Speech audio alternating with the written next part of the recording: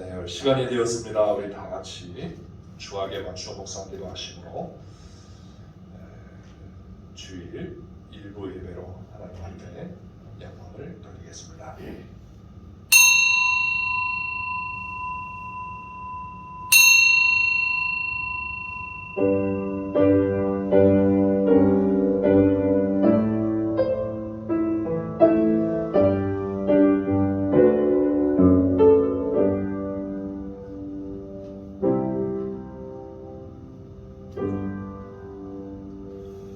주 여호와의 영이 내게 내리셨으니 이는 여호와께서 내게 기름을 부으사 가난한 자에게 아름다운 소식을 전하게 하려 하심이라. 나를 보내사 마음이 상한 자를 고치며 포로된 자에게 자유를, 갇힌 자에게 노임을 선포하며 여호와의 은혜의 해와 우리 하나님의 보복의 날을 선포하여 모든 슬픈 자를 위로하되 무릇 시온에서 슬퍼하는 자에게 화관을 주어 그 죄를 대신하며 기쁨의 기름으로 그 슬픔을 대신하며 찬송의 옷으로 그 근심을 대신하시고 그들이 의의 나무 곧 여호와께서 심으신 그 영광을 나타낼 자라 일컬음을 받게 하려 하심이라. 아멘. 거룩하신 하나님 아버지, 영광과 찬송과 경배를 받으시기에 합당하신 성삼위 우리 주 하나님, 주님의 백성들이 주의 거룩한 날을 맞이하여 다시금 한자리에 모였습니다. 아버지 앞에 마음과 뜻과 정성을 다하여 영과 진리로 예배하오니 성령님 우리 가운데 충만하게 함께 하시며 아버지 앞에 온전한 예배로 영광 돌릴 수 있도록 은혜를 베풀어 주시옵소서. 순서마다 영광 받아 주시옵기를 원하오며 예수님의 이름으로 기도하옵나이다. 아멘. 다 같이 일어나셔서 찬송가 14장을 부르겠습니다. 14장 찬송가, 먼저 찬송가는 20장 찬송가입니다. 14장 찬송가.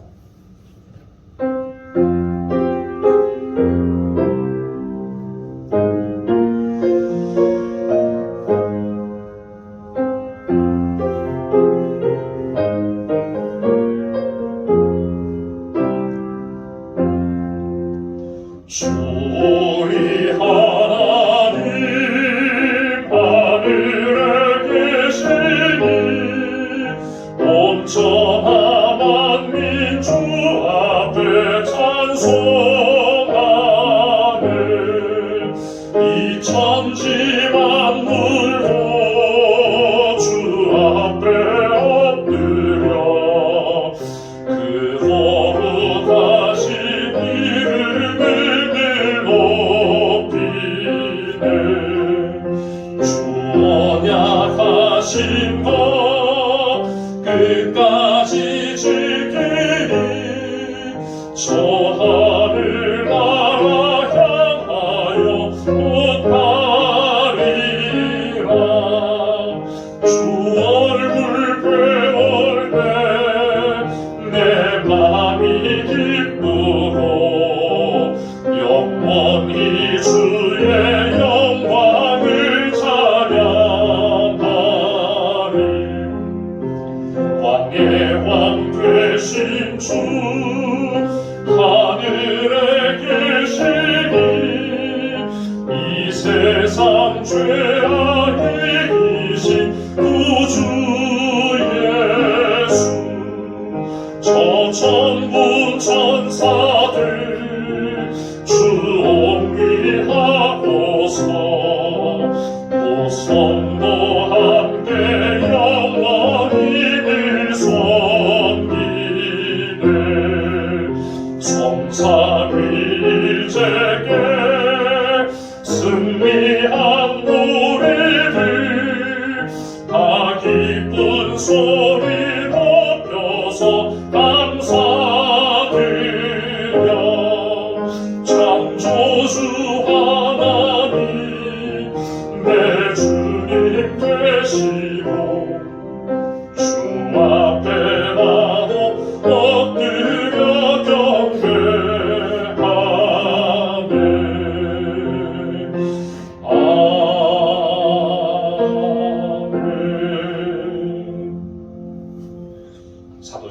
기도 신앙 고백하겠습니다. 전능하사 천지를 만드신 하나님 아버지를 내가 믿사오며 그 외아들 우리 주 예수 그리스도를 믿사오니 이는 성령으로 잉태하사 동정녀 마리아에게 나시고 본디오 빌라도에게 고난을 받으사 십자가에 못 박혀 죽으시고 장사한 지 사흘 만에 죽은 자 가운데서 다시 살아나시며 하늘에 오르사 전능하신 하나님 우편에 앉아 계시다가 저리로서 산자와 죽은 자를 심판하러 오시리라.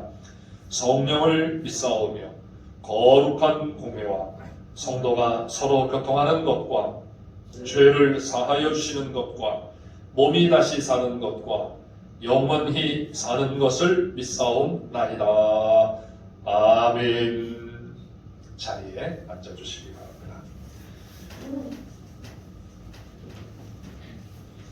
교동문 제75번 마태복음 6장 말씀입니다. 교동문 제75번 마태복음 6장의 말씀. 그러므로 내가 너희에게 이르노니 목숨을 위하여 무엇을 먹을까 무엇을 마실까 몸을 위하여 무엇을 입을까 염려하지 말라.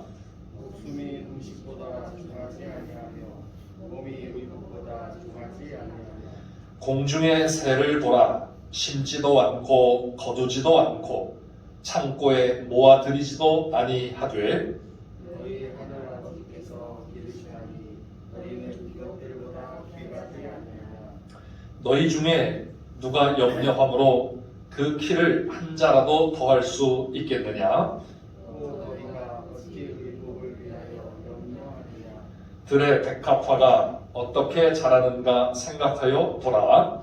수고도 아니하고 일상도 아니하느냐. 그러므로 염려하여 이르기를 무엇을 먹을까 무엇을 마실까 무엇을 입을까 하지 말라. 이는 다 이방인들이 구하는 것이라. 너희 하늘 아버지께서 이 모든 것이 너희에게 있어야 할 줄을 아시느니라. 그런즉 너희는 먼저 그의 나라와 그의 의를 구하라. 그리하면 이 모든 것을 너희에게 더하시리라. 아멘.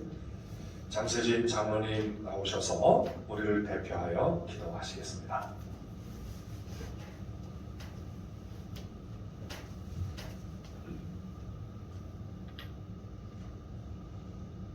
사랑과 은혜가 풍성하신 하나님 아버지, 죄와 사망 권세 아래 죽었던 저희들을 사랑하사 독생자 예수 그리스도를 이 땅 가운데 보내주시고 십자가 보혈의 피로 구원하신 은혜 감사를 드립니다. 오늘도 주님의 그 크신 사랑과 은혜를 생각하며 주님 앞에 머리 숙여 경배하며 예배하오니 이 시간 예배 가운데 성령님 함께 하시고 주님 홀로 영광 받아 주시옵소서. 하나님 아버지, 코로나19의 재확산으로 공동체 예배도 함께 드리지 못하고 사회적으로도 큰 위기가 우리 앞에 놓여 있습니다. 현실만 바라보면 소망이 없고 절망스러운 것 같지만 지금도 우리를 위해 일하시는 주님을 믿음의 눈으로 바라보고 소망을 갖게 해 주시옵소서. 이 나라와 민족을 더욱 붙들어 주시고 믿음의 선배들이 하나님 나라를 위하여 헌신하고 기도했던 것처럼 한국교회 성도들이 주님께 더욱 기도로 나아갈 수 있도록 믿음을 더하여 주시옵소서. 한국교회를 통하여 감당케 하신 세계 선교 사명에도 성령님 함께 하사 선교의 열매도 풍성케 하는 역사를 이루어 주시옵소서. 하나님 아버지, 같은 말, 같은 마음, 같은 뜻의 표 아래 시작한 2020년 올 한 해 교회 증축 봉사를 허락하시고 함께하여 주신 은혜 감사를 드립니다. 어렵고 힘든 상황 속에서도 오직 하나님 나라를 위한 충성으로 물질과 기도로 헌신하는 모든 성도님들에게 성령 충만함으로 함께하여 주시기를 간절히 원합니다. 아멘. 특별히 김정호 장로님 건강을 회복시켜 주시고 공사가 마무리되고 준공될 때까지 평통한 길로 인도하여 주시옵소서. 아멘. 그리하여 이 지역에 복음의 선한 영향력을 행사하며 죽어가는 영혼들을 살리는 귀한 사명 감당하는 교회가 되게 하여 주시옵소서. 아멘. 하나님 아버지, 하나님 나라와 교회를 위하여 특별히 믿음이 부족하고 연약한 성도들을 위하여 늘 깨어 기도하며 말씀으로 양육하시는 담임 목사님에게 성령 충만함으로 함께하여 주시기를 간절히 원합니다. 말씀을 깨닫는 지혜를 더하시고 길어지는 공사로 인하여 피곤하고 지치지 않도록 성령님 그 영과 육을 늘 붙들어 주시옵소서. 아멘. 오늘도 단위에서 하나님의 귀한 생명의 말씀을 전하실 때 그 입술에 권능을 허락하사 성도들에게 힘이 되고 소망이 되며 믿음이 더욱 자라나도록 역사하여 주시옵소서. 아멘. 치료의 하나님 아버지 감사합니다. 혼란과 어려움 속에서도 말씀을 붙들고 기도하며 주님과 동행하기를 원하는 성도들을 늘 붙들어 주시고 그 마음에 믿음을 더하여 주시기를 간절히 원합니다. 아멘. 추운 날씨에도 연약하고 노쇠한 성도님들의 건강을 지켜주시고 주님 안에서 누리는 참된 평강과 치유와 회복의 역사를 허락하여 주시옵소서. 아멘. 코로나19의 혼란 속에서도 저희들을 지키시고 함께 하실 줄 믿사오며 길과 진리와 생명 되시는 예수 그리스도 이름으로 감사하며 기도드리옵나이다. 아멘.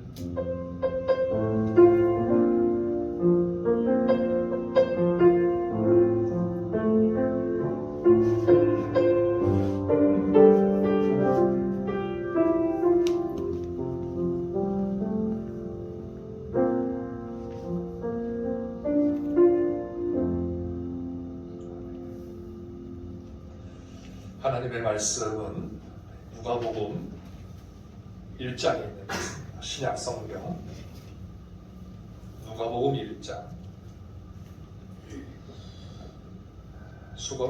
신약 성경 87페이지 누가복음 1장 39절부터 45절까지 있는 말씀입니다.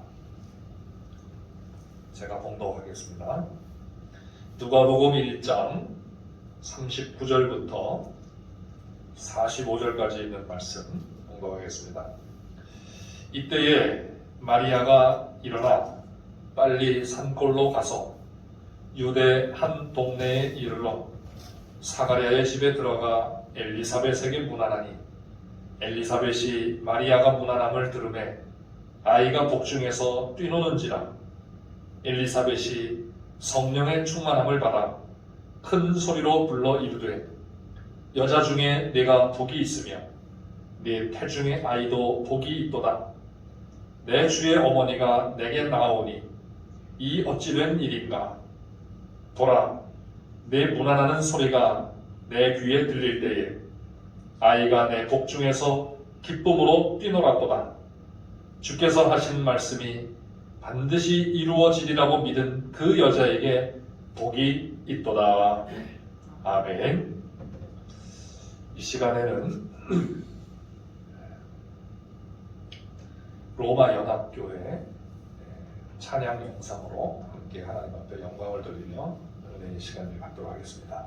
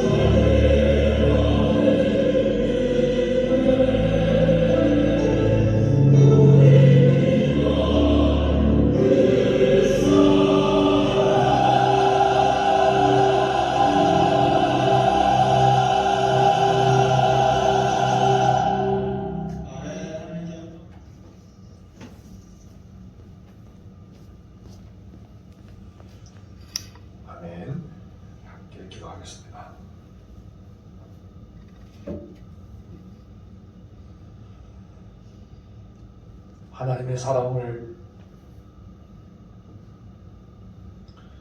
저희들이 살면서 알아가지만 그 깊은 곳까지 알 수 없고 이르를 수 없음을 찬양을 통하여 다시 한번 고백합니다.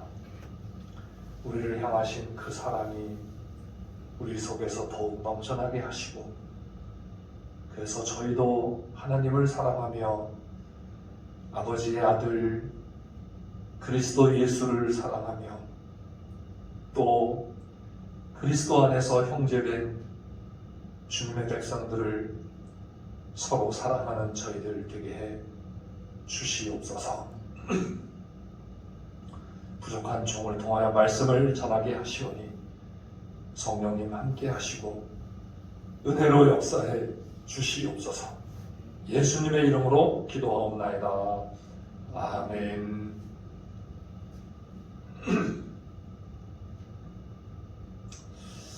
할렐루야. 오늘은 주님의 성탄을 5일 앞둔 주일입니다. 올해는 주님의 성탄을 기념하는 그런 성탄절도 마음껏 지킬 수 없는 그런 해인 것 같습니다. 코로나19로 인해서 모든 것들을 자제해야 하는 그러한 상황이기에 상황이 어떻게 변할지 모르겠지만 어쨌든 참 자유롭지 못한 그러한 상황입니다. 마음에는 3단계가 되지 않기를 바라고 기도할 뿐이며, 그래서 1부, 2부로라도 성탄절에 함께 모여서 이 땅에 오신 아기 예수님으로 오신 주님을 찬송하고 또 기뻐하고 또 그 기쁜 마음을 함께 조금이나 나누었으면 하는 그러한 마음입니다. 성탄절, 주님의 탄생하심을 기념하는 절기이기에 정말 기뻐하고 기뻐하며 주님의 오심을 축하드려야 하는 절기이지만 상당히 썰렁하고 그리고 마음이 착잡한 그러한 성탄절인 것 같습니다. 그렇지만 또 오늘 말씀을 생각하면서 다시금 마음 깊은 곳으로부터 솟아나는 기쁨으로 주님의 탄생을 기뻐하는 그러한 성탄절이 되시기를 주님의 이름으로 축원합니다. 기쁨이라고 하는 것은 우리 기독교의 아주 중요한 덕목이며 삶이라고 할 수가 있겠습니다. 그래서 사도 바울을 통하여서 항상 기뻐하라 이렇게 말씀하기도 하셨습니다. 한번 따라해 보시죠. 항상 기뻐하라. 항상 기뻐하라. 항상 기뻐하라. 항상 기뻐하라. 네, 우리가 마스크 끼고 이렇게 서로 항상 기뻐하라 그러니까 좀 이상하기도 하지만은 그런데 우리 기독교의 아주 중요한 덕목 또 중요한 삶이 바로 이 기쁨이라고 하는 것입니다. 기쁨이라고 하는 것은 만족의 표현이고 또 동의와 인정의 표현이고 신뢰와 소망의 표현이라고 하겠습니다.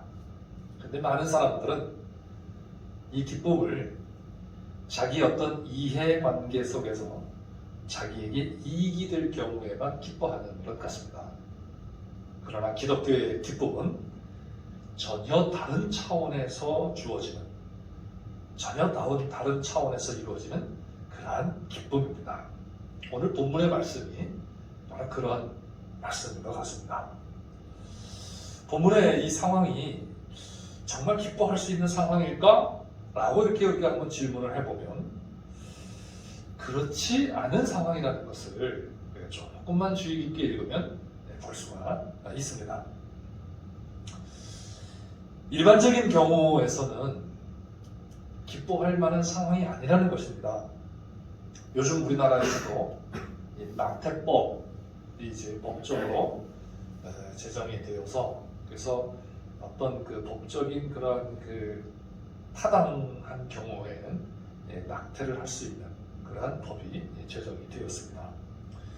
이러한 우리의 현실 같은 그런 상황을 생각하면 오늘 본문에서 마리아가 그의 사촌 어머니 엘리사벳을 찾아갔을 때 엘리사벳이 취한 행동은 우리의 일반적인 예상을 뛰어넘는 그런 행동이 아닐 수가 없습니다. 마리아는 아직 우리가 잘 아시는 것처럼 결혼을 하지 않은 상태입니다. 정혼, 우리나라로 표현하면 약혼이죠. 약혼은 했지만은 실제적인 결혼 생활인 동거는 하지 않은 그런 상태이고, 유대인들에게 있어서 이 기간은 정혼한 여인이 순결한 여인인지 정말 처녀인지를 확인하는 그러한 기간이기 때문에 그 기간에 임신을 했다라고 하는 것은, 그래서 사실상 그 본인 자신뿐만 아니라 그와 관계된 가족과 친족들에게까지 수치와 불이익을 당할 수 있는 그러한 사회적 상황입니다. 그렇기 때문에 기뻐할 수 있는 상황이 아니고 오히려 수치스러운 상황이고 불이익을 당할 수 있는 그런 상황이라는 것입니다. 어쩌면 엘리사벳은 오늘 우리 시대 같았다면 너 이게 뭐냐? 그렇죠? 너 어떻게 할래? 당장 가서 어떻게 하자? 지우자. 내 인생이 아직도 청청한데 어쩌 자꾸 그러냐? 이렇게 했을 겁니다. 그런데 엘리사벳은 마리아가 오는 것을 보고서 기뻐하면서 환영하면서 찬양하면서 축복을 합니다. 여자 중에 내가 복이 있으며 내 태중의 아이도 복이 있도다. 임신한 마리아와 잉태된 태중의 아이가 복이 있다고 선포하며 기뻐하고 있는 것입니다. 사랑하는 성도 여러분, 이게 기독교의 기쁨입니다. 할렐루야. 세상과 다른 기쁨입니다. 어떻게 엘리사벳은 이처럼 기뻐할 수 있을까? 우리는 그냥 성경을 읽기 때문에 엘리사벳이 이렇게 했구나. 그러면 끝나버려요. 근데 우리가 조금 더 생각하면 엘리사벳이 어떻게 이렇게 할 수 있었을지 한번 생각을 해보는 겁니다. 그리고 말씀 속에서 어떻게 그렇게 가능했는지를 찾아보고 그것을 가지고 우리의 삶에 적용을 시키는 것이죠. 왜? 우리도 하나님의 거룩한 백성입니다. 오늘 본문을 보면 그 기뻐할 수 있는 그 이유를 적어도 한 4가지 정도는 찾아볼 수가 있습니다. 첫째는 그 엘리사벳의 배중에, 복중에 있는 아이가 뛰는 것을 보고 기뻐합니다. 마리아가 왔을 때 엘리사벳의 복중에 있던 아이가 기뻐하며 뛰놀았다고 말씀합니다. 41절에 보면. 근데 이 뛰놀았다, 뛰놀다 라고 하는 이 단어가 오늘 깡충깡충 뛰는 걸 말해요. 여러분 우리 다 임신을 하셔서 아기를 낳으셨잖아요, 그죠? 아기를 낳았는데 저는 뭐 아기를 안 낳아가지고 모르지만 우리 여자 성도님들은 아기를 가졌을 때 그 아기가 태 안에서 움직이는 것을 다 알잖아요, 그죠? 저도 이렇게 이제 저희 아내 임신했을 때 그 배를 이렇게 만져보면 이렇게 막 발로 이렇게 막 차는 이런 걸 느껴요. 근데 그 정도가 아니라 이 뛰놀다라고 하는 것은 꽁충꽁충 뛰다라는 그런 의미입니다. 그러니까 복중의 아이가 기뻐서 깡충깡충 뛰면서 환영을 하고 있다는 겁니다. 자, 이 아이는 어떤 아이인가 하면은 우리가 읽지는 않지만 앞에 나오는 본문 말씀인데요. 본문 앞에 나오는 말씀인데요. 사가랴라고 하는 그러한 그 제사장이 있었는데 레위인 제사장인데 이 제사장이 자기의 이제 그 임무가 있어서 그 성전에 들어가서 분향하는 그런 임무를 맡았습니다. 이것이 한 제사장당 평생에 2번 이상 하지 못한다고 합니다. 이 유대 법을 따르면. 그래서 그 나가서 기도하는데 분향하는데 그런데 천사가 나타나가지고 사가랴에게 말을 합니다. 네가 기도하는 것을 내가 들었다. 그러면서 너에게 아들이 생길 것이고 아들을 낳게 될 것이다. 부림의 사가랴에게 아들을 낳겠다고 말씀하시고, 그리고는 그 아들 이름을 요한이라 이렇게 지으라고 이름까지 말씀해 줍니다. 그래서 잉태된 그러한 아이예요. 그런데 참 재미있는 말씀이, 한번 읽어보면은 1장 13절부터 16절에 보면 이렇게 말씀합니다. 내 아내 엘리사벳이 네게 아들을 낳아주기니 그 이름을 요한이라 하라. 너도 기뻐하고 즐거워할 것이요 많은 사람도 그의 태어남을 기뻐하리니 이는 그가 주 앞에 큰 자가 되며 포도주나 독한 술을 마시지 아니하며 모태로부터 성령의 충만함을 받아 이스라엘 자손을 주 곧 그들의 하나님께로 많이 돌아오게 하겠습니다. 이렇게 말씀합니다. 이 아이 이름을 요한이라고 이미 정하고, 그리고는 그 아이가 복중에 있을 때, 모태에 있을 때 무엇을 충만하게 받는가 하면 성령을 충만하게 받는다고 말씀합니다. 자, 이것은 굉장히 독특한 말씀이죠. 태어나기도 전에 태아로 있을 때부터 성령이 충만했다는 거예요.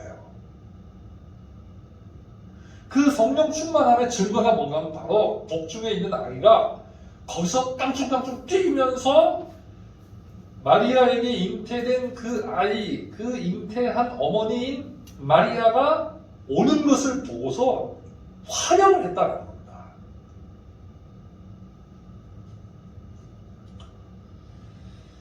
이 아이가 환영을 하는 그 이유는 모태로부터 성령의 충만함을 받았기 때문이라고 말씀합니다. 이 아이가 그냥 발길질하는 신이 아니라 그 아이가 마리아에게 잉태된 아이가 어떤 분이신가를 알고 있었다는 겁니다. 물론 우리 참 이게 굉장히 어려운 이야기죠. 어떤 온전하게 형성이 되지 않은 그러한 상태에서 좀 태어나기도 전인데, 근데 어떻게 그런 생각을 할 수 있었을까? 그 아이가 자체가 생각하기보다는 이 성령님께서 그 아이를 통하여서 역사하신 것이죠. 그래서 그 아이가 뛰노는 것을 보고서 엘리사벳이 마리아를 기쁨으로 환영하며 축복하며 찬송을 할 수 있었던 것이 아닌가, 이렇게 생각이 됩니다. 자, 이 아이는 세례 요한이 되었죠. 이 아이는 이미 마리아에게 잉태된 그 아이가 어떤 아이인지를 알았습니다. 그것은 그 아이를 통하여서 새로운 시대가 시작되고 새로운 구원의 시대가 열리며 새로운 차원의 하나님의 나라가 도래하게 될 것을 알았습니다. 그래서 이러한 하나님 나라를 도래케 하실 분을 기쁨으로 받아들이고 있다는 것을 표현한 것이죠. 그게 바로 깡충깡충 뛰면서 표현을 한 것이라고 할 수가 있겠습니다. 자, 그러면서 그것을 통하여서 이 세례 요한이 어떤 사람인지를 천사를 통하여 말씀하신 그 말씀을 이루어가고 있다는 것, 또 그 말씀을 이제 이룰 사람이라는 것을 또한 보여주는 것입니다. 이 아이는 많은 사람을 하나님께 돌아오게 할 사람이고 주의 앞에 먼저 와서 주를 위하여 준비하는 사람이라고 말씀하고 있습니다. 또 17절에는 엘리야의 신명과 능력으로 주 앞에 먼저 와서 하나님 아버지의 마음을 자식에게 거스르는 자를 의의 슬기에 돌아오게 하고 주를 위하여 세운 백성을 준비하리라 라고 하는 말씀과 같이 이미 자신이 어떤 존재이며 어떠한 사명을 수행하여야 할 사람인가를 알고 있음을 나타내는 행동이라고 할 수가 있겠습니다.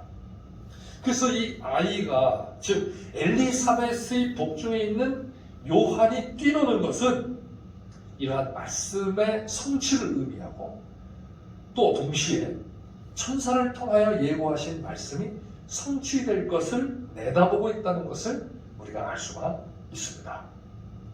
그래서 이러한 복중에 있는 아이의 행동에 확신을 가지고 처녀인 마리아의 임신을 축복할 수 있었던 것입니다. 그냥 내 사촌 동생이니까 어쩌겠니? 어쩔 수 없이 하면서 그러면서 그냥 이렇게 막연한 그러한 그 축복이 아니고 막연한 환영이 아니라 어쩔 수 없는 환영이 아니라 이 아이가 태중에서 뛰노는 것을 보면서 그러면서 야, 이 마리아가 임신한 것은 진짜 성령님이 성령으로 잉태된 것이고 하나님의 아들 그리스도가 오시는 것이다. 그래서 그 마리아를 기뻐하며 찬양하며 축복하며 환영을 하고 있는 것입니다. 여러분, 우리가 하나님의 아들 그리스도의 오심을 진짜 기뻐할 수 있는 것은 이러한 확신이 있어야 됩니다. 정말 확신이 있어야 그리스도의 오심을 진짜 기뻐할 수 있습니다. 그냥 막연한 성탄절이 아니고 세상 사람들과 비슷한 그런 성탄절이 아니고 조금 다른 교회에 와서 캐롤송도 부르고 또 성탄절 성가도 부르고 성탄절 찬송도 부르고 또 성탄절 헌금도 하고 그런다고 해가지고 우리가 주님을 기뻐하는 것이 아니라는 것입니다. 진짜 주님을 기뻐할 수 있는 것은 엘리사벳과 같이 이런 확신이 있어야 됩니다. 이 아이가 어떤 아이인지를 증거를 받아야 됩니다. 사랑하는 성도 여러분, 여러분에게 예수님이 정말 아기 예수님이 하나님의 아들이시며 그리스도이시며 새로운 시대를 열으시고 하나님의 나라를 도래케 하신 그러한 분이시다는 확신을 무엇으로 갖고 있습니까?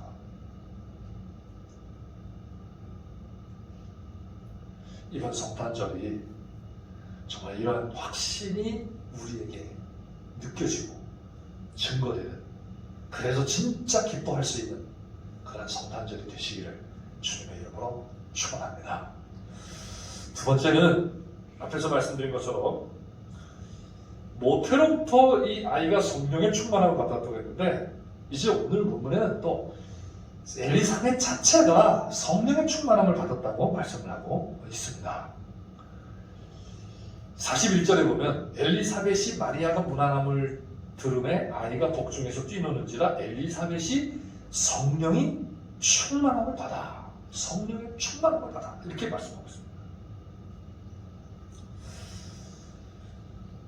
어쩌면 이 황당한 사건이 기쁨과 복의 사건이 될 수 있는 것은 성령의 충만함이 아니면 이해할 수 없는 것이며 받아들일 수 없는 것이고 더 나아가 기뻐하며 축복할 수 없는 것이기 때문에 성령의 충만함 때문에 진짜 기뻐할 수 있고 이 사건이 복된 사건이 될 수 있다는 것입니다. 성령님은 우리에게 이해할 수 없는 것을 이해하게 하시고 받아들일 수 없는 것을 받아들일 수 있게 하시고 믿을 수 없는 것을 믿게 하시며 볼 수 없는 것을 보게 하시는 분이십니다. 할렐루야. 네. 그래서 도저히 기뻐할 수 없고 축복할 수 없는 상황에서도 오히려 뛰놀며 기뻐할 수 있고 큰 소리로 찬양하며 축복할 수 있었던 것입니다. 이게 성령의 충만함입니다. 성령님이 아니고서는 우리의 이 상식과 이성과 지식의 한계를 벗어날 수가 없고 그 안에 갇혀있는 세계를 넘어서서 볼 수가 없습니다. 그래서 예수님께서도 그런 말씀하셨습니다. 그 종교 지도자들을 향하여서 너희들은 너희가 스스로 그 육신의 눈으로 잘 본다고 생각하지만은 오히려 너희의 눈이 어두워져 있고 오히려 너희가 볼 수 없다고 생각하는 그 맹인들의 눈이 오히려 보고 있다라고 말씀하셨습니다.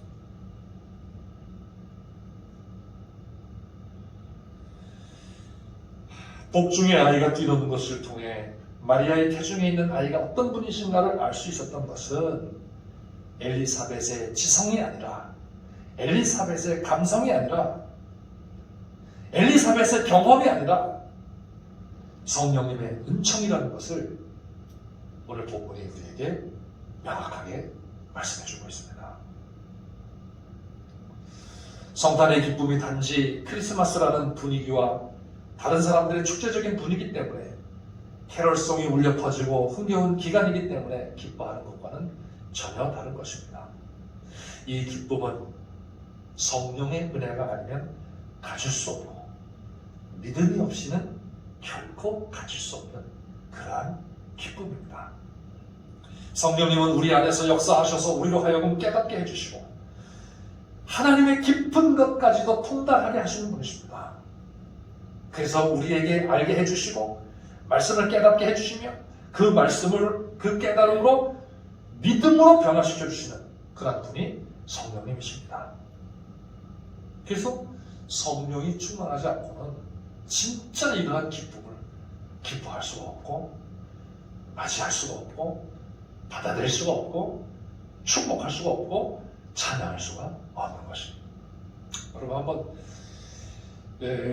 성탄절을 기다리면서 주님의 성탄을 기다리면서 집에서 한번 찬송을 한번 해보시기 바랍니다. 뭘 하라고요? 찬송을 한번 해보시기 바랍니다. 찬송을 하는데 크리스마스 찬송이죠. 성탄절 찬송. 네, 오늘 또 이제 백사장 고도서서 임마누엘이 찬송을 한번 부를 건데 그 찬송을 부르셔도 괜찮고 아니면 고요한 밤 거룩한 밤 이걸 부르셔도 괜찮고 또 저들밖에 이 찬송을 부르셔도 괜찮고 어떤 찬송이든 괜찮습니다. 근데 그걸 부르시면서 나의 마음 느낌을 한번 이렇게 잘 점검을 해보세요. 내 마음의 느낌, 내 마음의 느낌을 점검하면서 정말 내 속에서 이게 정말 이게 받아지면서 그러면서 정말 진실한 마음으로 이 마음속에 어떤 그런 감격, 감동 이런 게 있는가?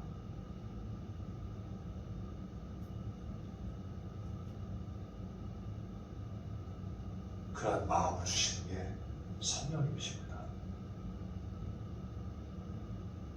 아까 영상, 찬양 영상이지만은 그 찬양을 들으면서 눈물이 날 뻔했어요. 아버지 사랑이 어떤 사랑인지를, 그죠? 그 아들을 보내시면서 그 사랑을 이제 노래 찬양하는데 감동이 오는 거예요. 왜 그렇습니까? 성령님이 이 속에서 그것을 받아들이게 하시고 그것을 알게 하시고 그것을 믿게 하시고 그것을 함께 마음으로 찬양할 수 있게 하시기 때문입니다.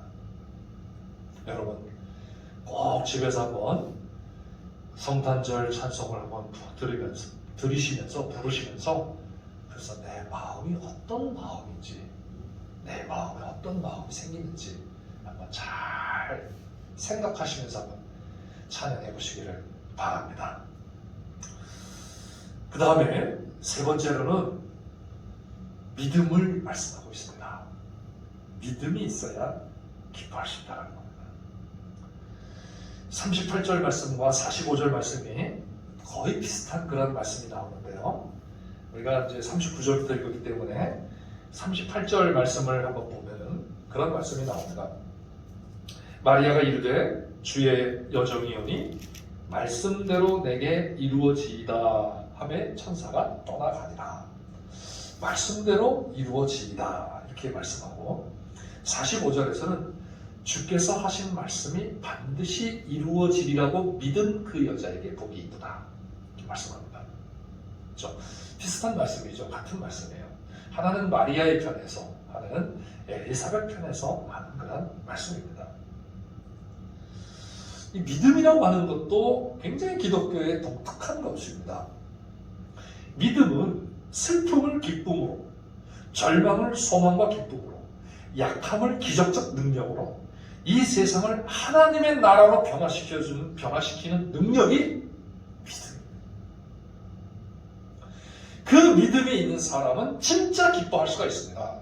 기뻐할 수 없는 상황에서도 기뻐할 수 있는 것입니다. 왜냐하면 믿음은 하나님의 말씀이 실제화되게 하는 도구이기 때문입니다.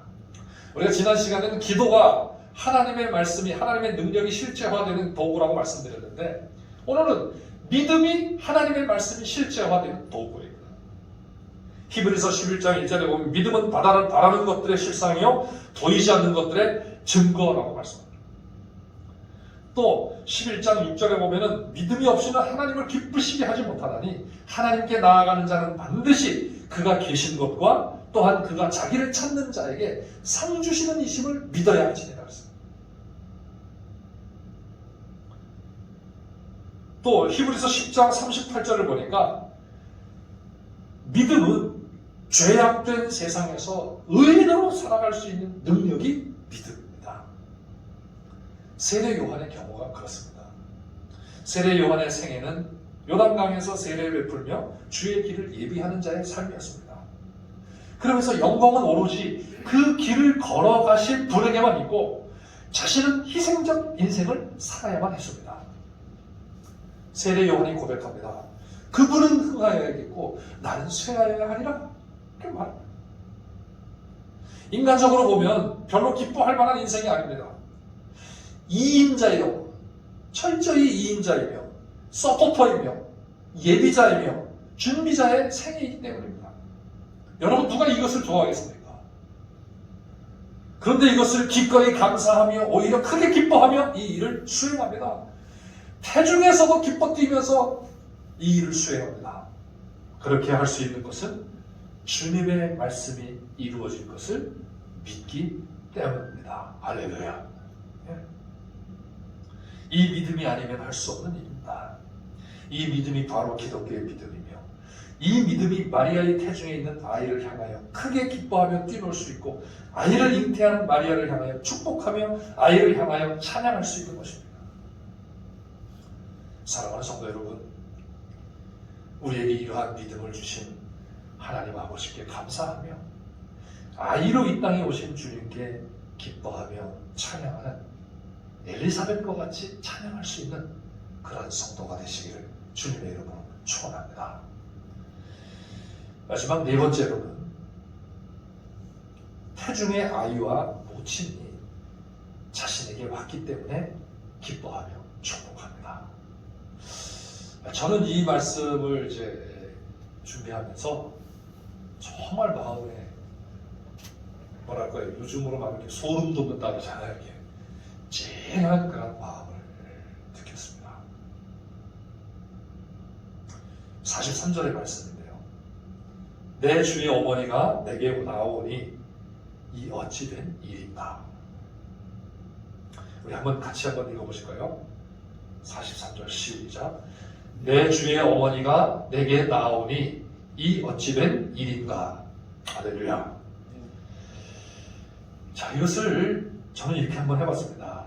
주님의 어머니가 나에게 오다니 세상에 나에게 어떻게 이런 일이 있을 수 있습니까? 이렇게 한번 생각해봤습니다. 그래서 이것을 성탄절에 적용을 해서 주님의 성탄은 이 세상에 어찌 이런 일이 일어날 수 있어? 라고 할 만한 사건이라는 것입니다. 그리고 그 사건이 나의 사건이 됐다는 거예요. 그 주님이 나에게 오셔서 나에게 들어오셨다는 이 사실은 바로 엘리사벳이 한 말과 같다는 겁니다. 내 주의 어머니가 내게 나오니 이 어찌된 일입니까? 어떻게 나에게 이러한 복이 있을 수 있겠습니까? 여러분, 이것은 로또 복권을 맞은 것보다도 더 횡재한 사건입니다. 0.0001%의 가능성도 없는 나에게 하나님의 아들이 다가오셔서 내 안에 오신다는 것은 그야말로 감격하지 않을 수 없는 그런 사건이라는 것입니다. 저는 이 말씀을 읽으면서 43절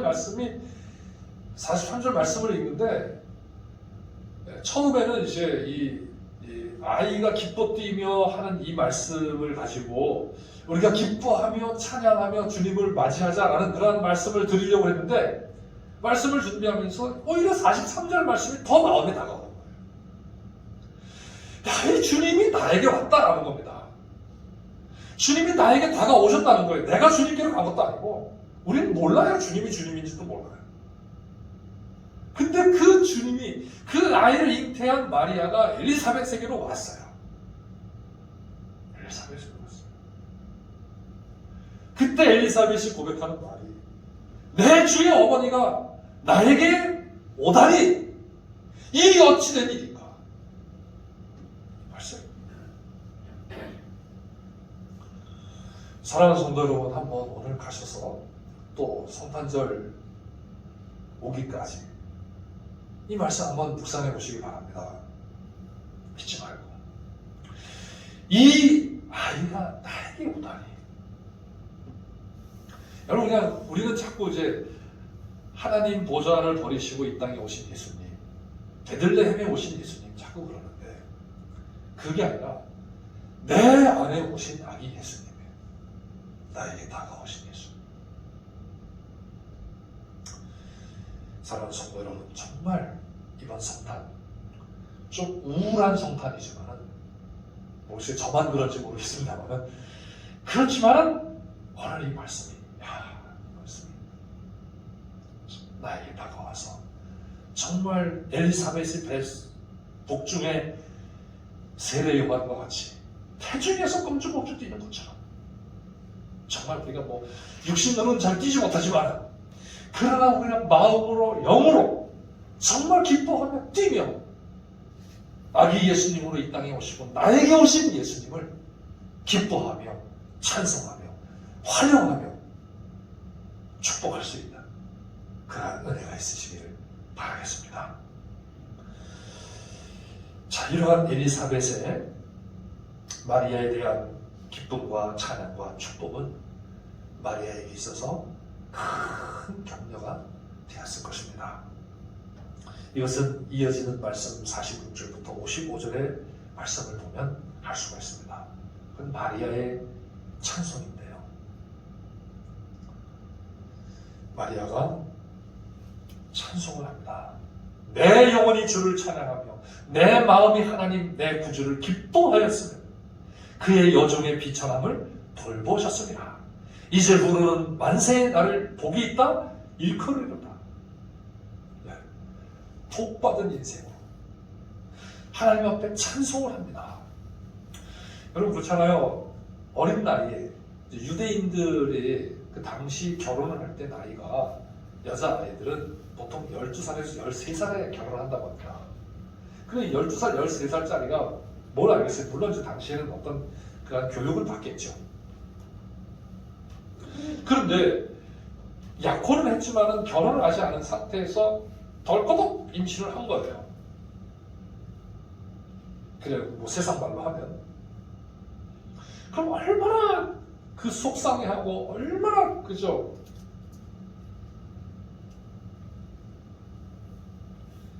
낙심하고 아직깜깜하겠습니까? 그런데 엘리사벳이 이 마리아를 환영하고 기뻐하고 찬양하고 축복하였을 때 마리아에게 어마어마한 위로와 격려가 되었다는 것입니다.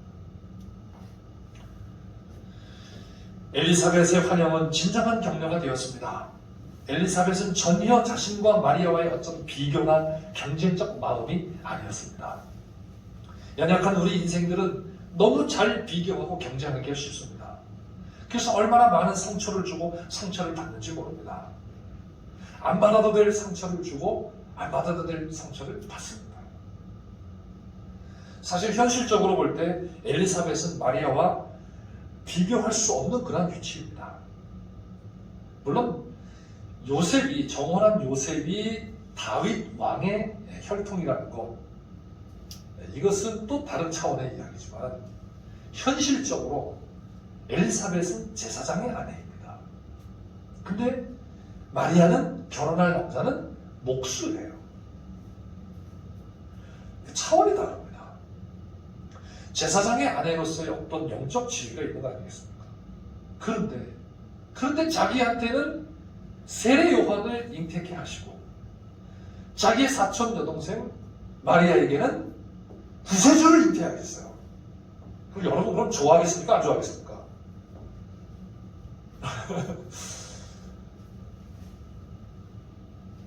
이거 굉장히 우리 현실적으로 보면은 속상한 일이에요. 우리 예수 믿는 사람들이 또 그런 영적 경쟁심이 있습니다. 또 영적 비교도 있고. 그래서 저는 또 목사님들하고 서로 비교를 하고. 이런 일을 한단 말이죠. 그러면 그러한 사람에게서는 진짜 격려를 받을 수가 없다는 거예요.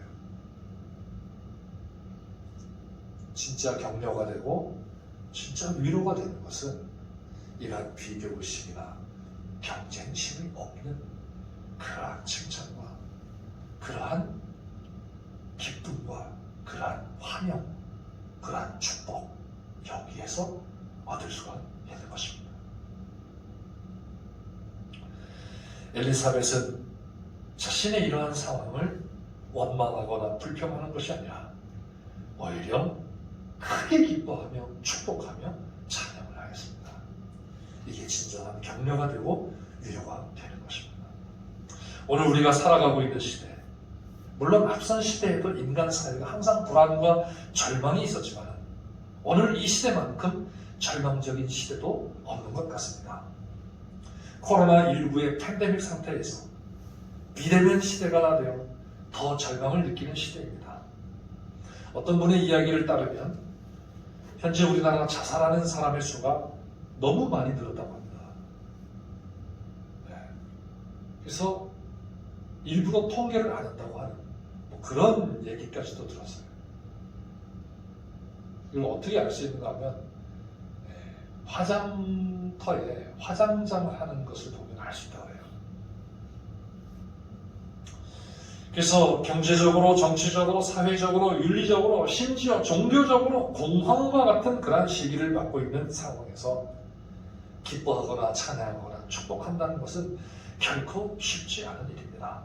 그렇지만 새 시대를 여시고 새로운 구원의 역사를 이루신 하나님의 아들 예수 그리스도의 잉태의 소식에 복중에서 뛰었던 세례 요한과 같이 그리고 그 아이의 뛰노는 것을 통해 성령으로 충만하여 자신에게 온 마리아를 주님의 오심으로 환영하며 축복하였던 엘리사벳과 같이 주님의 성탄을 기뻐하며 찬양하며 축하드릴 때 우리의 이웃에게 진정한 위로가 되며 특별히 함께하는 주님의 백성 공동체에게 진정한 격려와 위로가 될 줄 믿습니다. 이번 성탄은 우리가 직접 대면하여 찬양하며 축복하며 기뻐하지 못할지라도 우리 서로 문자하고 또 카톡, 또 페이스북 이러한 통신 수단을 이용해서 서로 환영하며 기뻐하며 찬양하며 축복함으로 진정한 위로와 격려와 소망이 넘치는 기쁜 성탄이 되시기를 주님의 이름으로 축원합니다. 기도하겠습니다. 우리 한번 말씀을 생각하면서 함께 기도하겠습니다. 정말 복중의 아이가 뛰노는 것처럼 내가 주님의 오심을 기뻐하고 있는가?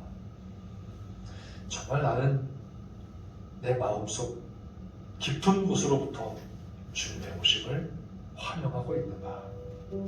주님의 말씀이 분명히 이루어진다는 사실을 믿음으로 주님의 오심을 환영하고 기뻐하고 찬양하고 있는가? 나의 기쁨과 나의 찬양과 나의 축복을 통해서 정말 우리의 이웃이 격려를 받고 위로를 받고 복을 얻고 있는가 한번 생각하면서 잠깐 기도하겠습니다. 하나님 아버지 감사합니다. 주님의 오심 성탄절을 앞에 두고 오늘 이 말씀을 통하여서 다시 한번 정말 우리 마음속에 질문을 갖게 해주시니 감사합니다. 정말 주님의 오심을 내가 기뻐하고 정말 기뻐하고 찬송하며 환영하며 또 주님을 함께 모신 사람들을 축복하고 있는지 아버지 내 마음속 깊이 성찬하며 다시 한번 돌아볼 수 있게 하시니 감사합니다. 우리 안에 이 믿음을 주시고 성령으로 충만하게 하셔서 진정으로 아기 예수님을 오신 주님을 맞이하며 환영하며 기뻐하며 찬송하며 축복할 수 있게 하시고 감사합니다.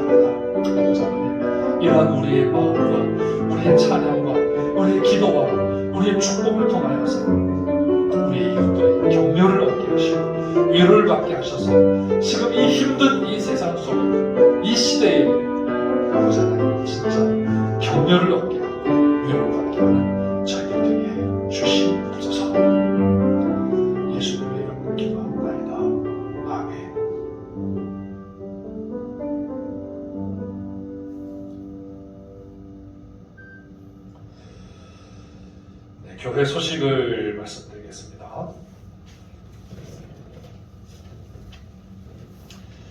코로나19로 예배 시간이 3부로 이렇게 나누어서 드리고 있습니다. 여러분 3단계 공식 발표 전까지는 예배 시간마다 20명 제한하여 드릴 수 있기 때문에 이렇게 드리고, 성탄절은 일부 예배는 생략을 하고 2부와 3부로 예배를 드리는데 1부는 10시, 2부는 11시로 이렇게 드리도록 하겠습니다. 성탄절 예배를 이렇게 길지 않게 이렇게 좀 드리려고 생각을 하고 있습니다.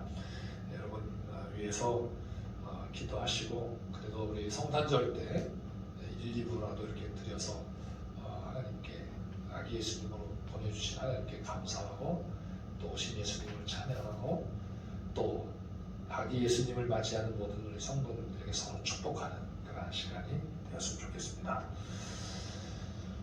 교회 증축 공사가 하나님의 은혜 가운데 내부 공사까지 거의 마무리를 다 했습니다.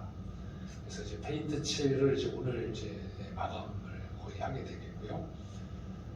그리고 바닥 공사가 이제 페인트 작업이 마무리되면 바닥재를 깔는 그런 공사를 할 거고요. 그럼 이제 거의 되고, 강단 제작도 거의 마쳤고, 또 특수 조명까지 이미 이제 설치가 다 되었고, 이제 나머지 음향을 이제 설치하고, 그리고 이제 1층 공사를 시작하게 됩니다. 1층은 이제 거의 다 됐고요. 그 탑 테이블하고 그다음에 식탁에 배식 따위 이런 것들을 준비해 놓고 싹 준비해 놓은 다음에 이제 마지막 바닥에 이제 그 노블콘이라고 하는 그런 바닥재를 깔게 됩니다. 그러면 이제 완성이 거의 되는 겁니다. 여러분 위해서 기도해 주시고, 우리 장로님 기도하신 것처럼 은혜 가운데 또 안전사고 없이 잘 공사가 되고, 또 준공이 형통하게 이렇게 이루어지도록 위해서 기도해 주시면 고맙겠습니다. 우리 권사님들 모임을 목요일 날 오후 2시에 모이도록 하겠습니다. 성탄절 행사를 제대로 이렇게 우리가 하지 못하기 때문에, 그래서 우리 비대면으로 각 가정을 이렇게 방문을 하려고 합니다. 그래서 만나서 뭐 이렇게 이야기하는 게 아니라 전화로 이렇게 통화를 하고, 그리고 조그만 선물을 이렇게 갖다 드리고, 그런 식으로 이렇게 하려고 합니다. 그래서 우리 권사님들은, 시무 권사님들은 목요일 오후 2시까지 교회로 모여주시면 감사하겠습니다. 교회 달력 필요하신 분들은 가져가시고요. 그리고 내년도 1월, 2월 매일 성경이 준비되어 있습니다. 매일 성경 값은 4,000원인데 매일 성경을 이렇게 참고해 주시면 감사하겠습니다. 새벽 기도와 저녁 기도회가 우리 양수리 지역에 지금 감염이 좀 확산이 되어서, 그래서 저희가 선제적으로 이렇게 지금 중단을 하고 있습니다. 그래서 여러분 집에서 꼭 우리 교회를 위해서, 특히 교회 증축 공사를 위해서, 또 나라를 위해서, 또 선교를 위해서 이렇게 기도해 주시면 감사하겠습니다. 이제 우리 다 같이 일어나셔서 104장 찬송가, 104장 찬송가를 제가 이제 그 찬송가 해설집을 한번 보니까요, 이 찬송이 이제 그 수녀원의 장례식 때 불렀던, 장례식 때 드렸던 그런 찬송이라고 해요. 근데 참 장례식 때 불렀던 찬송을 어떻게 이렇게 그 성탄절 주님의 오심을 기다리는 찬송으로 됐을까? 그래서 제 개인적인 생각이지만은, 우리 인간의 장례식은 절망이지만, 그러나 예수님의 오심으로 우리는 죽음에서 생명으로 이끄는 그런 소망으로 바뀌었다라는 그런 마음으로 이 찬송을 하지 않았을까 이런 생각을 합니다. 우리 그런 마음을 가지고 우리 오셨지만은 우리 성탄절을 기다리는 그런 마음으로 이 찬양을 함께 드리고, 우리 복은 또 같이 준비해 주시면 감사하겠습니다.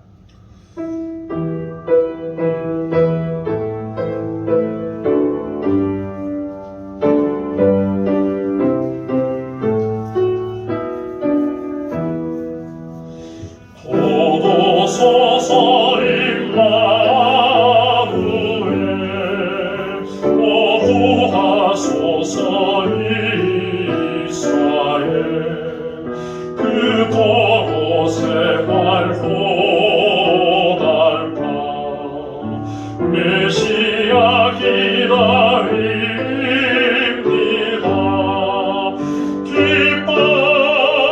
기뻐하라 이스라엘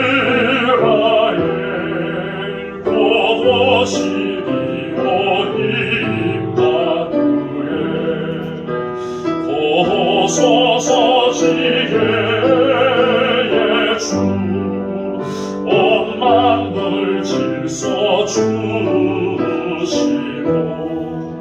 참 진리의 길 보이사 갈 길을 인도하소서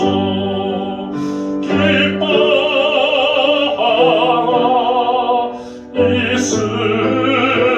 이스라엘 곧 오시리오니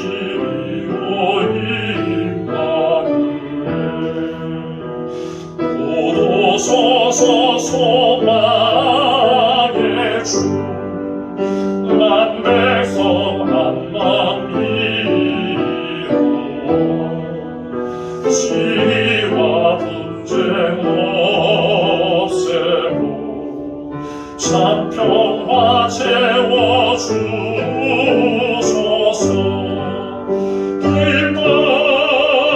기뻐하라 이스라엘 곧 오시리오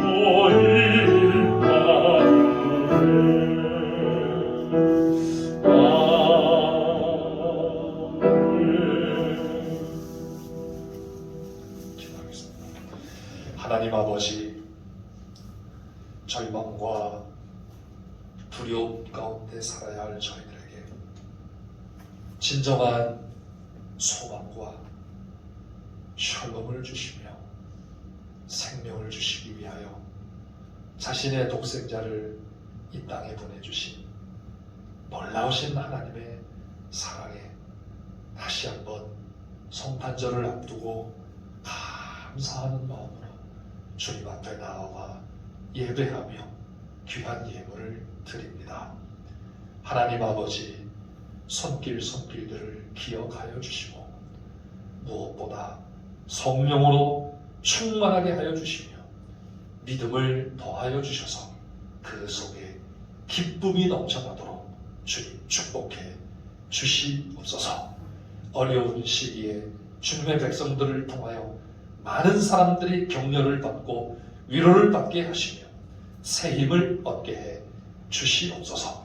주님의 몸된 교회를 기억해 주시고 특별히 증축 공사가 어려움 당치 않도록 도와주시며 하나님의 은혜 안에서 능히 이루어지도록 축복하여 주시옵소서. 예수님의 이름으로 기도하옵나이다. 아멘.